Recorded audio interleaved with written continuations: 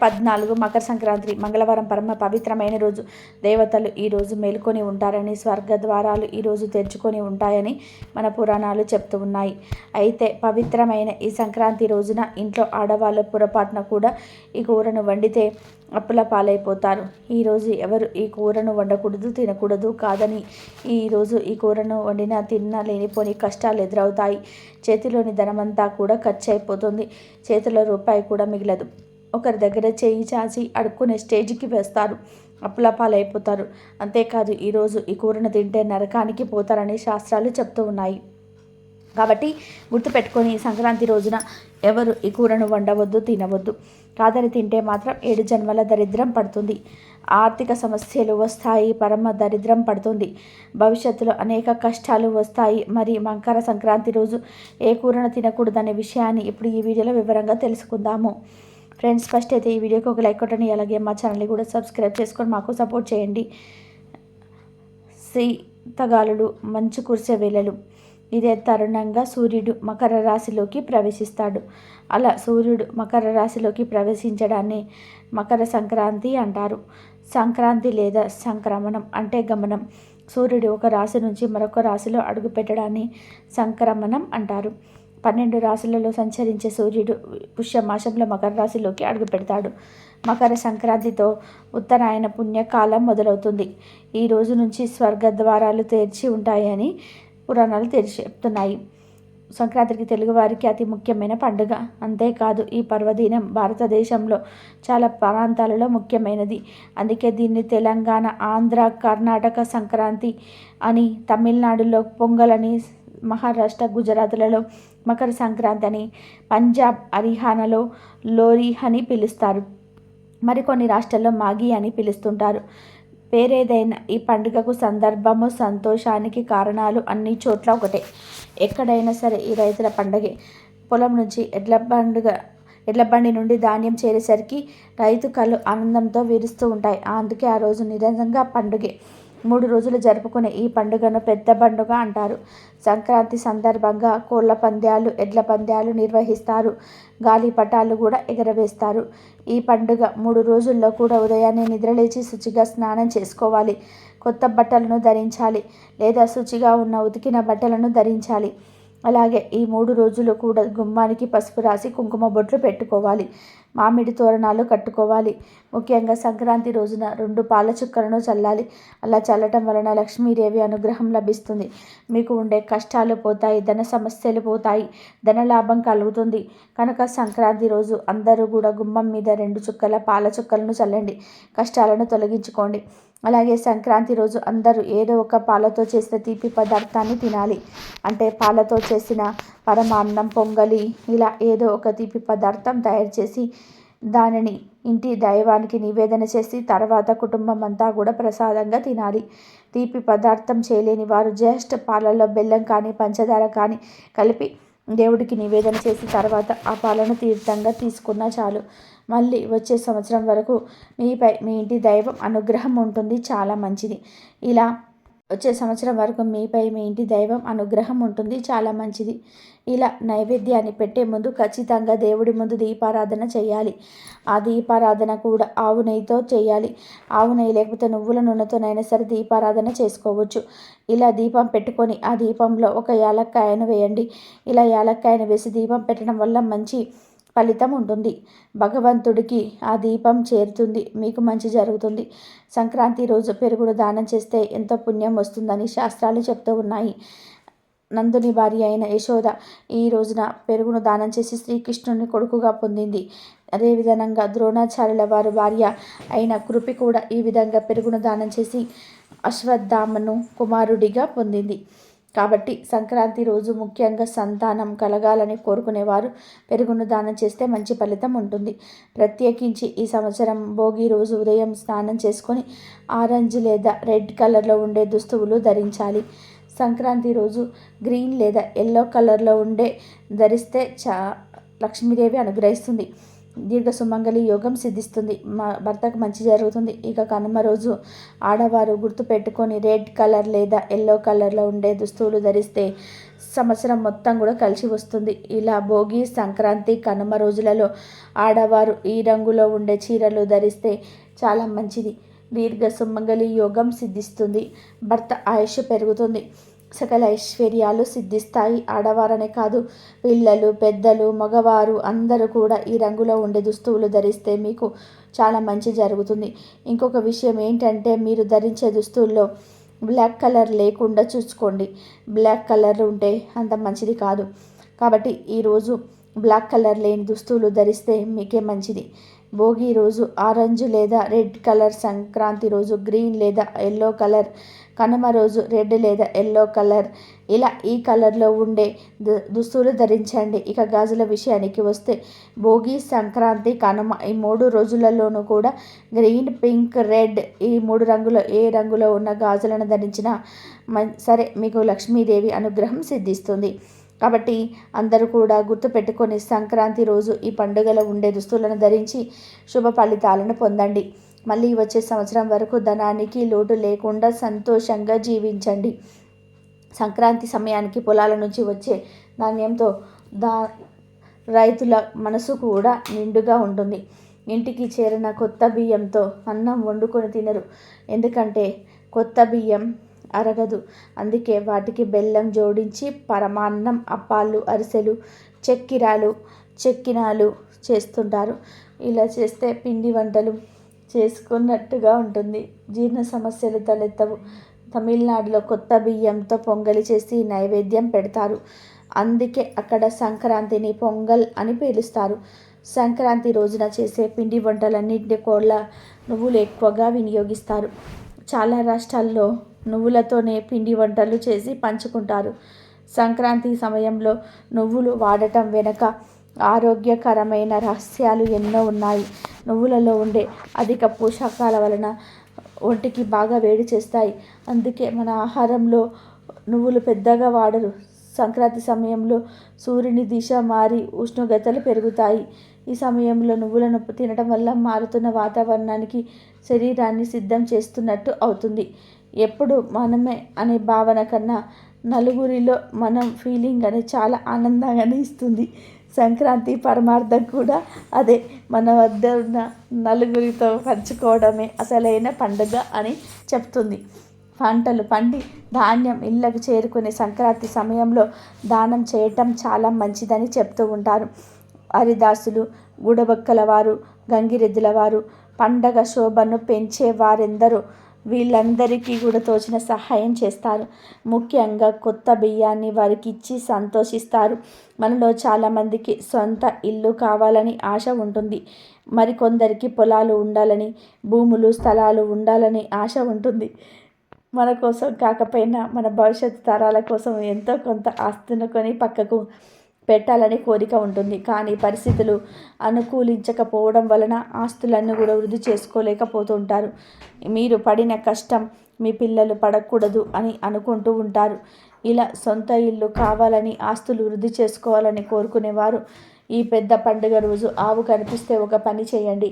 మీ ఇంటికి ఆవు వచ్చిన లేదా మీరు గోశాలకు వెళ్ళిన ఆవుకి ఇలా చేయండి. మీ మనసులో ఉన్న కోరిక నెరవేరటం ఖాయం. అసలు ఏం చేయాలి అంటే, సంక్రాంతి రోజు ఆవు కనిపిస్తే ఆవు చుట్టూ 7 సార్లు ప్రదక్షిణలు చేయండి. ప్రదక్షిణలు పూర్తయిపోయిన తర్వాత ఆవు వెనుక భాగంలో పసుపు రాసి కుంకుమ బొట్లు పెట్టి అక్షింతలు వేసి నమస్కారం చేసుకోండి. ఆ తర్వాత ఓం సురభ్యే నమః అని 11 సార్లు ఆవు దగ్గర నిలబడి జపించండి. ఆ తర్వాత ఆవుకు అరటి పండ్లను తినిపించండి.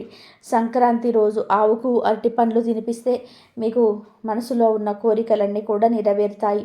మీరు ఆవుకు అరటి పండ్లు తినిపించేటప్పుడు ఆవు మీ చెయ్యి తాకితే ఇక మీ పంట పండినట్లే. ప్రతి ఒక్కరు కూడా సంక్రాంతి రోజు ఆవుకు చక్కగా పూజ చేసి దానికి అరటి పండ్లను తినిపించండి.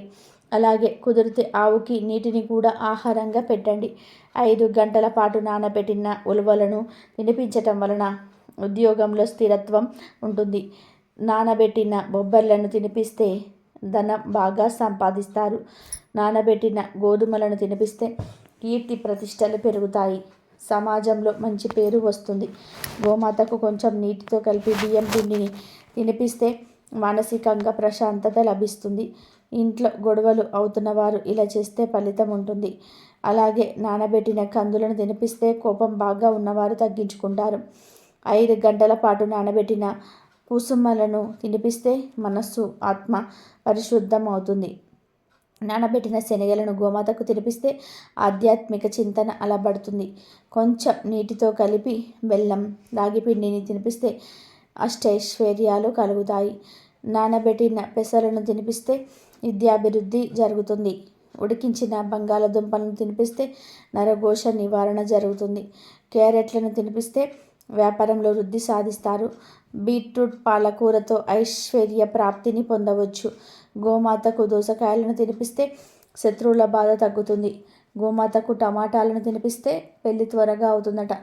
బయట కనిపించే ఆవులకు కానీ లేదంటే దగ్గరలో ఉండే గోశాలకు వెళ్ళైనా కానీ వెళ్ళి గోవులకు మీరు టమాటాలను పెట్టవచ్చు. ఇలా ఆవుకు టమాటాలు పెట్టడం వల్ల త్వరలో పెళ్లి కుదురుతుంది. ఏడాదికి ఒకసారి వచ్చే ఈ సంక్రాంతి పండుగ రోజు ఎవరైతే ఆవుకు ఈ ఆహారం పెడతారో వారికి ఖచ్చితంగా తరతరాలకు తరగని ఆస్తి వస్తుంది. మనసులో ఉన్న కోరికలు నెరవేరుతాయి. మరి ప్రతి ఒక్కరు కూడా తప్పకుండా సంక్రాంతి రోజు ఆవుకు వీటిని పెట్టి శుభాలను పొందండి.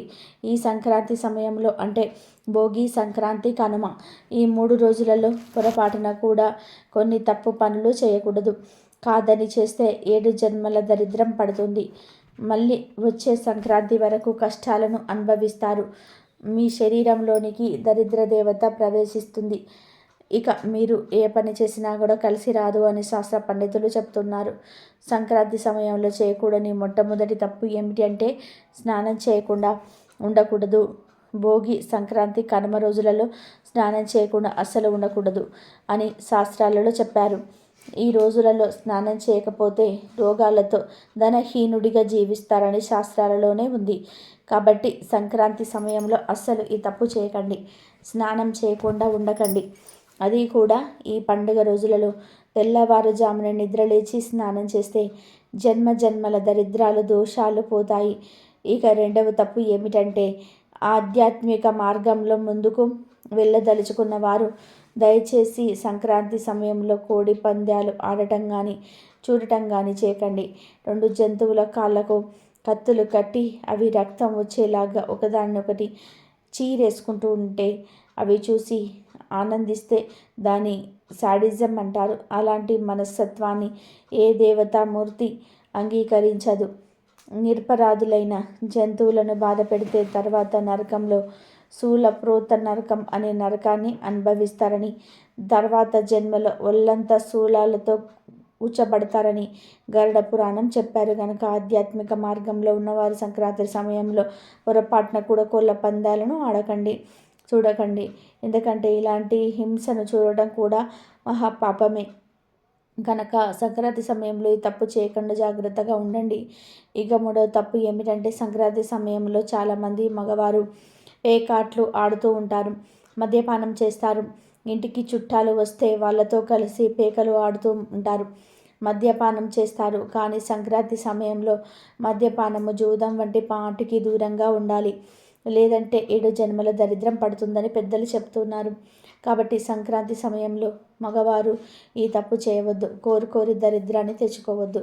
అలాగే సంక్రాంతి సమయంలో స్త్రీ సాంగత్యం చేయకూడదు. అంటే భార్యాభర్తలు శారీరకంగా కలవకూడదు అని శాస్త్ర పండితులు చెప్తున్నారు. అలాగే సంక్రాంతి సమయంలో ఎవరితో గొడవలు కూడా పెట్టుకోవద్దు, వాదనలకు దిగకూడదు. ముఖ్యంగా ఈ పండగ సమయంలో ఇంట్లో ఆడపిల్లలు కన్నీళ్లు పెట్టకుండా ఆనందంగా ఉండేలాగా చూసుకోండి.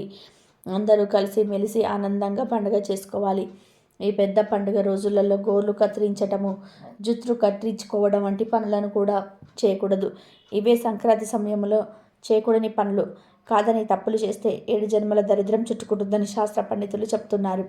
కాబట్టి ప్రతి ఒక్కరు కూడా సంక్రాంతి పండుగ రోజులో ఈ తప్పులు చేయకుండా జాగ్రత్తగా ఉండండి. మకర సంక్రమం నుండి ఉత్తరాయణ పుణ్యకాలం ప్రారంభమవుతుంది. ఈ రోజు నుండి స్వర్గ ద్వారాలు తెరిచి ఉంటాయని శాస్త్రాలు చెప్తూ ఉన్నాయి. ఉత్తరాయణ పుణ్యకాలంలోని దేవతలు మేలుకుంటారు. మకర సంక్రాంతి రోజు ముఖ్యంగా 3 విధులు తప్పనిసరిగా ఆచరించాలి. అవి స్నానము, పూజ, దానం. సంక్రాంతి రోజు చేసే స్నానానికి ఎంతో ప్రాధాన్యత ఉంటుంది. ఈరోజు నల్ల నువ్వుల పిండిని శరీరానికి నలుగు పెట్టి సూర్యోదయానికి పూర్వమే నువ్వుల నూనె తలకు పెట్టించి తల స్నానం చేయాలి. ఈరోజు ఇలా చేస్తే జీవితంలో ఉత్తమ ఫలితాలు కలుగుతాయి. ఈరోజు ఖచ్చితంగా స్నానం చేయాలి, లేదంటే 7 జన్మల దరిద్రం పడుతుందని శాస్త్రాలలో చెప్పారు. ఈరోజు కాకులు కూడా స్నానం చేస్తాయి. ఇక ఈ సంక్రాంతి రోజు స్నానం చేసే నీటిలో కొన్ని నల్ల నువ్వులను కానీ, తెల్ల నువ్వులను కానీ, 3 రేగి పళ్ళను కానీ, లేదా గరిక పోచలను కానీ నీటిలో ఏదో ఒకటి దానిని వేసుకొని 5 నిమిషాల తర్వాత స్నానం చేయాలి. ఒంటికి నువ్వుల పిండితో నలుగు పెట్టుకొని నువ్వుల నూనెను శరీరానికి పట్టించి ఆ తర్వాత నీటిలో ఇవి వేసుకొని సూర్యోదయానికి పూర్వమే అంటే 7-7:30 లోపు స్నానం చేయాలి. సంక్రాంతి రోజు ఇలా స్నానం చేస్తే జన్మ జన్మల నుండి వెంటాడుతున్న దోషాలు పోతాయి. 7 జన్మల పాపాలు దరిద్రాలు పోతాయి. అపార ధనయోగం కలుగుతుంది. కాబట్టి సంక్రాంతి రోజు ప్రతి ఒక్కరు కూడా ఈ విధంగా స్నానం చేసి శుభ ఫలితాలను పొందండి. మకర సంక్రాంతి రోజున రేగు చెట్టును తాకాలి. రేగు చెట్టును తాకడం వలన మీకు అంతా మంచి జరుగుతుంది. ముఖ్యంగా ఎలాంటి చెడు ప్రభావం మీ పైన పడదు. ఈ చెట్టులోనే చాలా శక్తులు దాగి ఉంటాయి. పురాణాలలో కూడా ఈ చెట్టుకు చాలా విశిష్టతలు ఉన్నాయి. సాక్షాత్తు ఆ నారాయణుడు ఈ బదిలీ వృక్షం అనగా రేగు చెట్టు వద్ద ఆశ్రమాన్ని ఏర్పాటు చేసుకున్నారని, ఆ ఫలాలను తింటూ తమ తపస్సును కొనసాగించారని ప్రతీది. వారు తపస్సు చేసే సమయంలో దేవతలు వారి తలపైన రేగిపళ్ళు కురిపించారు అంటారు. అందుకే ఆ ప్రదేశానికి బద్రీ క్షేత్రం అన్న పేరు వచ్చిందని చెప్తూ ఉంటారు. రేగి పళ్ళను అర్కఫలం అని కూడా అంటారు. అర్కుడు అంటే సూర్యుడు ఉత్తరాయణం వైపు మళ్ళే సమయం కావటంతో ఆయన కరుణా కటాక్షాలు పిల్లలపై ఉండాలని ఉద్దేశంతో పిల్లలకు భోగి పళ్ళు పోస్తారు. పైగా భారతదేశ వాతావరణానికి అనుకూలంగా ఇలాంటి ప్లేసులో అయినా సరే రేగి పళ్ళు పెరుగుతూ ఉంటాయి. ఎండని వానని అన్నిటినీ కూడా తట్టుకుంటూ ఉంటాయి. వీటిని బదరీఫలం అని కూడా పిలుస్తారు. జలుబు దగ్గర నుంచి సంతానం లేమి వరకు రేగిని అన్ని రకాలుగా రుగ్మతులకు దీవి అవసరంగా భావిస్తారు. రేగు పళ్ళు ఉన్న చోట క్రిమి కీటకాలు దరిచేరవని ఒక నమ్మకం. ఈ పండ్ల నుంచి వచ్చే వాసన మనస్సు మీద ఆహ్లాదకరమైన ప్రభావాన్ని చూపుతుంది. భూటాల్లోని అయితే కేవలం ఇంటిని సువాసనాభరితంగా ఉంచేందుకు ఈ పళ్ళను మరిగిస్తారు. రేపు సంక్రాంతి రోజు ఎవరైతే రేగు చెట్టును తాగుతారో వారి ఇంటిలో డబ్బు ఎప్పుడు నిలుస్తూ ఉంటుంది. ఎలాంటి ఆరోగ్య సమస్యలు, ఆర్థిక సమస్యలు రావు. ఎలాంటి సమస్యలు ఎదురైనా సరే వాటిని సులువుగా ఎదిరిస్తారు. ఈ చెట్టును తాకటం వలన మీలో శక్తి సామర్థ్యాలు రెట్టింపవుతాయి. కాబట్టి రేపు మకర సంక్రాంతి రోజు ప్రతి ఒక్కరు కూడా రేగు చెట్టు తాకి శుభ ఫలితాలను పొందండి. ఇక ఈ సంక్రాంతి పండుగ సందర్భంగా 2 వస్తువులను కొని ఇంటికి తెచ్చుకుంటే చాలు, తరతరాలకు తరగని ఐశ్వర్యం వస్తుందని శాస్త్రాలు చెప్తున్నాయి. ఈ పండుగ చాలా పెద్దది కనుక ఈరోజు గుర్తుపెట్టుకొని యాలకులను కొని తెచ్చుకోవాలి. యాలక్కాయలంటే పెద్ద ప్యాకెట్ తెచ్చుకోవాల్సిన అవసరం లేదు. చిన్న ప్యాకెట్ అంటే 5 రూపాయలు పెట్టి యాలక్కాయలు ప్యాకెట్ తెచ్చుకుంటే సరిపోతుంది. ఆ యాలక్కాయల ప్యాకెట్ కొని తెచ్చుకున్నా సరిపోతుంది. ఇలా తెచ్చుకోవడం వలన వరలక్ష్మీదేవి అనుగ్రహం కలుగుతుంది. దరిద్రం పోతుంది. మీకున్న కష్టాలన్నీ కూడా పోతాయి. ధన సమస్యలు కూడా పోతాయి. ధనం మీ వైపు దూసుకు వస్తుంది. ఇలా యాలక్కాయలను తెచ్చుకొని వాటిలో నుండి ఒక యాలక్కాయను తీసి దేవుడి ముందు పెట్టిన దీపంలో వేయండి. అలాగే ఈరోజు వండే వంటల్లో కూడా యాలక్కాయలు వేయండి. ఈరోజు యాలక్కాయలు వేసిన ఆహారం తింటే చాలా మంచిది.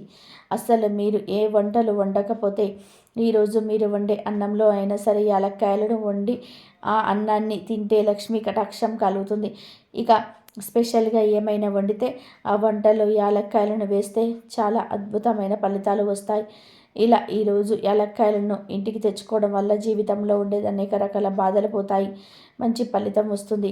అంతేకాదు ఈరోజు యాలక్కాయలను ఆహారంగా కలిపి తినడం వలన రోగాలు తగ్గుతాయి. కనుక అందరూ కూడా ఈరోజు అనగా ఈ సంక్రాంతి రోజున తప్పనిసరిగా యాలక్కాయలను ఇంటికి తెచ్చుకోండి. ఇక రెండవ వస్తువు ఏమిటంటే ఎర్రటి గాజులు. అవును, ఈ సంక్రాంతి రోజున ఎర్రటి రంగులో ఉండే మట్టి గాజులను కొని ఇంటికి తెచ్చుకొని ఆ గాజులను దేవుడు ఫోటో ముందు పెట్టండి. తర్వాత ఆ గాజులను సగం ఇంటి ఇల్లాలు తీసుకొని మిగిలిన సగం గాజులను ఆడపడుచులకు కానీ తోటి కోడలకు కానీ ఎవరికి లేకపోతే ఇంటి చుట్టుపక్కల ఉండే స్త్రీలకు కానీ ఇస్తే నుండు నూరేళ్ల సౌభాగ్యం కలుగుతుంది. అష్టైశ్వర్యాలు సిద్ధిస్తాయి. మీ ఇష్టాన్ని బట్టి డజను 2 డజన్లు ఇలా ఎన్ని గాజులనైనా సరే వేసుకోవచ్చు. గాజులు తెచ్చుకోవడం వల్ల అమ్మవారి అనుగ్రహం పరిపూర్ణంగా కలుగుతుంది. అద్భుతాలు జరుగుతాయి. ఎర్ర గాజులు మనకు అదృష్టాన్ని కలిగిస్తాయి. 4 వైపుల నుండి డబ్బు వచ్చేలాగా ధన ఆకర్షణ జరుగుతుంది. ధనం ఆకర్షించబడేలాగా గాజులు ఉపయోగపడతాయి. కాబట్టి సంక్రాంతి రోజు ఎర్రటి రంగులో ఉండే గాజులు తెచ్చుకొని ఆ గాజులను పూజ గదిలో దేవుడి ముందు పెట్టండి. తర్వాత ఆ గాజులను ఇంటి ఇల్లాలు తీసి సగం గాజులను చేతికి వేసుకొని మిగిలిన సగం గాజులని ఎవరైనా సరే గృహిణీ స్త్రీలకు ఇవ్వండి. ఇలా చేయటం వలన ఆ ఇంటి యజమాని సంపాదన విపరీతంగా పెరుగుతుంది. మంచి అభివృద్ధి ఉంటుంది. కాబట్టి సంక్రాంతి రోజు తప్పనిసరిగా గాజులను కొని ఇంటికి తెచ్చుకోండి. ఇక అవే కాక సంక్రాంతి రోజు జీలకర్రను కూడా ఇంటికి తెచ్చుకోవచ్చు. జీలకర్ర అనేది లక్ష్మీదేవికి స్వరూపం అని శాస్త్రం చెప్తుంది. కనుక ఈరోజు చిన్న జీలకర్ర ప్యాకెట్ను కొని తెచ్చుకుంటే సర్వదరిద్రాలు పోతాయి, అనారోగ్య సమస్యలు పోతాయి. ఈరోజు జీలకర్రను ఇంటికి తెచ్చుకుంటే కోట్లు దూసుకు వస్తాయి, వాటిందల్లా బంగారం అవుతుంది. ఇలా తెచ్చుకున్న జీలకర్రను అంటే 1 స్పూన్ అంత జీలకర్రను గ్లాసుడు నీటిలో వేసి ఆ గ్లాసును మీ ఇంటి వంటగదిలోని ఈశాన్య మూలన పెట్టి 24 గంటల పాటు ఉంచండి. 24 గంటల తర్వాత ఆ నీటిని తీసి సింకులో పాడేసేయండి.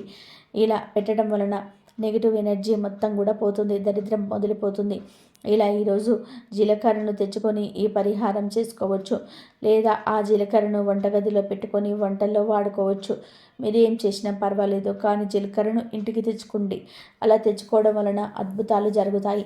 మీ జీవితం మారిపోతుంది, ఐశ్వర్యం వస్తుంది, సంపదలు వస్తాయి.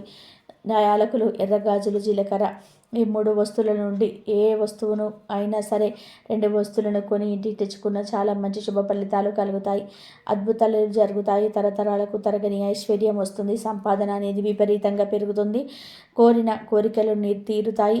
చాలా మంచి రిజల్ట్ వస్తుంది. ఆ రిజల్ట్ని చూసి మీరే షాక్ అయిపోతారు. లక్ష్మీ కటాక్షం పెరుగుతుంది. కనుక సంక్రాంతి సందర్భంగా ఈ 3 వస్తువుల నుండి ఏదో ఒక 2 వస్తువులను కొని ఇంటికి తెచ్చుకోవడం మర్చిపోవద్దు. ఇంకా ఎంత పవిత్రమైన ఈ సంక్రాంతి రోజున ఇంట్లో ఆడవాళ్ళు పొట్లకాయ మరియు గుమ్మడికాయ ఈ 2 కూరలను వండకూడదు, ఎవరు తినకూడదు.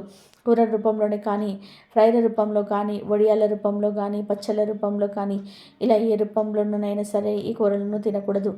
కాదని ఈరోజు పొట్లకాయను కానీ గుమ్మడికాయను కానీ తింటే అప్పుల పాలైపోతారు. ఆర్థికంగా చాలా కష్టాలు పడవలసి వస్తుంది. చేతిలో అస్సలు ధనము నిలబడదు. ఆర్థిక సమస్యలు వస్తాయి. ఒకరి దగ్గర చేయి చాసి అడుక్కునే స్టేజ్కి పోతారు.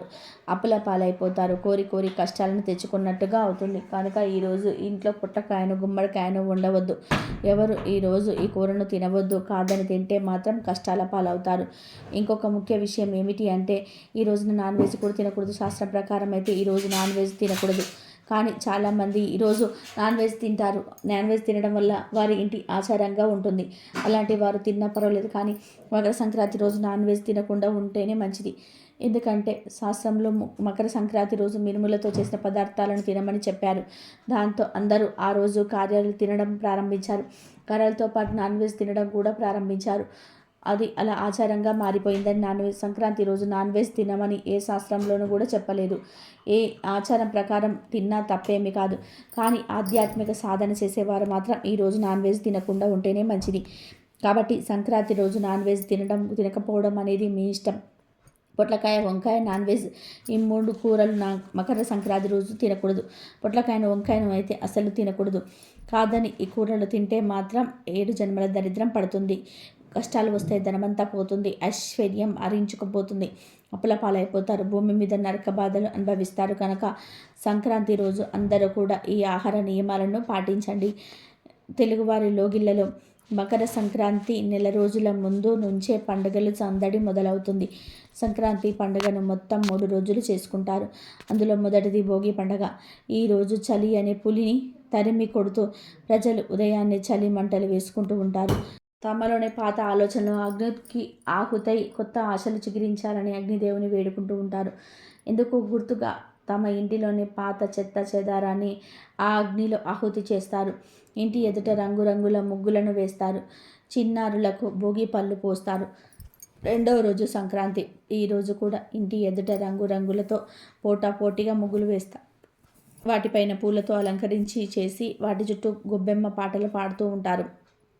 వాళ్ళు పిండి వంటలు చేసి సూర్యదేవుడికి ప్రసాదంగా సమర్పిస్తుంటారు. చక్కగా అలంకరించిన గంగిరెద్దులను ఇంటింటికి తిప్పుతూ డోలు సన్నాయి రాగాలకు అనుకూలంగా పాటి చేత నృత్యాలు చేస్తూ ఉంటారు.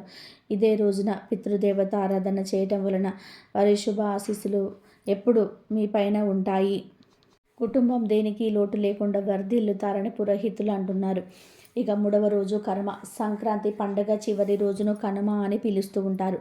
ఈరోజు పిండి వంటలు చేసుకొని బంధువులతో విందు వినోదాలలో పాల్గొంటూ ఉంటారు. ఈరోజు రైతులు వారికి సహాయం చేసిన ఆవులను ఎద్దులను పూజిస్తారు. కనుమ పండుగ రోజు ఇంటి ముందు ముగ్గులు వేసి చిన్న పెద్ద అందరూ కూడా కోలాహలంగా ఉంటారు. కనుమ పండుగ రోజున లక్ష్మీదేవిగా భావించే గోమాతను పసుపు కుంకుమతో అలంకరించి పూజిస్తారు. అంతేకాక రైతులకు వ్యవసాయంలో సహాయం చేసే ఎద్దులను కూడా ఈరోజు పూజిస్తారు. కొంతమంది వారి ఆనవాయితీ ప్రకారం సంక్రాంతి రోజు కాకుండా ఈరోజు పితృదేవతల ఆరాధన చేస్తారు. ఈ 3 కాకుండా కొంతమంది 4వ రోజు ముక్కనుమగా జరుపుకుంటూ ఉంటారు. ఈ సంక్రాంతి పండుగకు ప్రత్యేకంగా గాలిపటాలు ఎగరేస్తారు. గాలిపటం యొక్క దారం లాంటిది మన జీవితం. ప్రతి మనిషికి ఆత్మ నిగ్రహం అవసరం. అది లేకపోతే జీవితంలో ఎన్నో సమస్యలను కొని తెచ్చుకోవాల్సి వస్తుంది. సన్నని దారంతో ఆకాశంలో ఎగిరే గాలిపటాన్ని అదుపులో పెట్టగలిగినటువంటి మనల్ని అదుపులో పెట్టుకోవాలని చెప్తుంది. గాలిపటం ఒడుపుగా లాగితే తెగిపోతుంది, వదలకుండా పట్టుకుంటే ఎగరలేదు. ఈ రెండింటిని సమన్వయం చేసుకుంటూ ఆడిస్తేనే గాలిపటమైన జీవితమైన ముందుకు వెళ్తుంది. అయితే చేతిలో దారం ఉంది కదా అని చెప్పి ఎంత దారమైనా సరే గాలిపటాన్ని వదలలేము. ఏదో ఒక సమయంలో మళ్ళీ చుట్టి గుప్పెట్లోకి తీసుకోవాల్సింది. ఆ గుప్పెడు అనేది భగవంతుడి లాంటిది. మనం ఎంత ఎత్తుకు ఎదిగినా భగవంతుడి చేతిలోనే ఉన్నామన్న సంగతిని మర్చిపోకూడదు అనేదానికి ఇది సూచన. గాలిపటానికి ఎన్ని రంగులున్నా, ఎంత పొడవు తోక పెట్టుకున్నా, ఎవరింటి మీద వాలినా దానం చుట్టక తప్పదు. అది సూత్రం మనిషికి కూడా వర్తిస్తుంది. ఇక ఈ సంక్రాంతి పండుగ రోజు బియ్యం డబ్బాలో ఇది ఒక్కటి వేస్తే చాలు, 7 తరాలకు సరిపడా ఐశ్వర్యం వస్తుంది. సంవత్సరం అంతా కూడా కలిసి వస్తుంది. తిరుగులేని రాజయోగం పడుతుంది. కష్టాలన్నీ కూడా పోతాయి. ధనానికి సంబంధించిన సమస్యలన్నీ కూడా తీరిపోతాయి అని పండితులు చెప్తూ ఉన్నారు. మరి సంక్రాంతి రోజు బియ్యం డబ్బాలో ఏం వేస్తే తరతరాలకు తరగని ఐశ్వర్యం వస్తుందనే విషయాన్ని ఇప్పుడు ఈ వీడియోలో వివరంగా తెలుసుకుందాము. ప్రతి ఒక్కరి ఇంట్లో బియ్యం డబ్బా ఉంటుంది. బియ్యం డబ్బాలోనే బియ్యాన్ని స్టోర్ చేసుకొని ఉంచుతారు. కొందరు సంవత్సరానికి ఒక్కసారి బియ్యాన్ని తెచ్చి స్టోర్ చేసి పెట్టుకుంటారు. ఇంకొందరేమో నెలకొకసారి తెచ్చి పెట్టుకుంటూ ఉంటారు.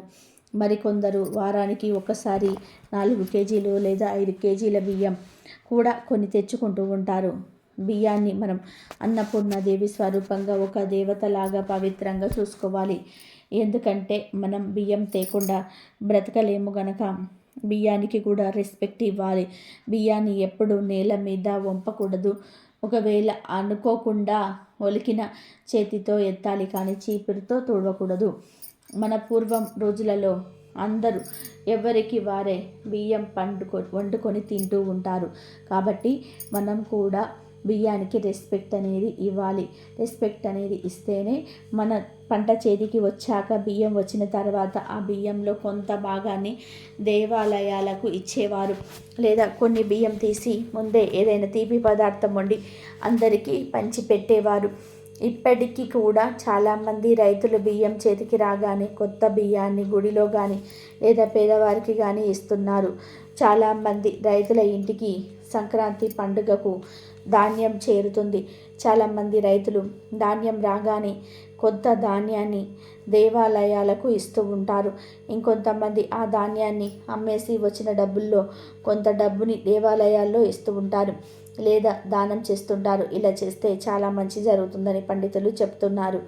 ఇక ఈ సంక్రాంతి పండుగ రోజు ఇంట్లో బియ్యం డబ్బాలో ఇది ఒక్కటి వేస్తే సంవత్సరం అంతా కూడా కలిసి వస్తుందని పెద్దలు చెప్తున్నారు. ఏమీ లేదు, ఈ సంక్రాంతి రోజు మీకు ఏ సమయంలో కుదిరితే ఆ సమయంలో చక్కగా ఒక ఎర్రటి రంగు వస్త్రాన్ని తీసుకోండి. ఎర్రటి రంగు వస్త్రం లేకపోతే పసుపు రంగు వస్త్రం అయినా సరే వాడవచ్చు.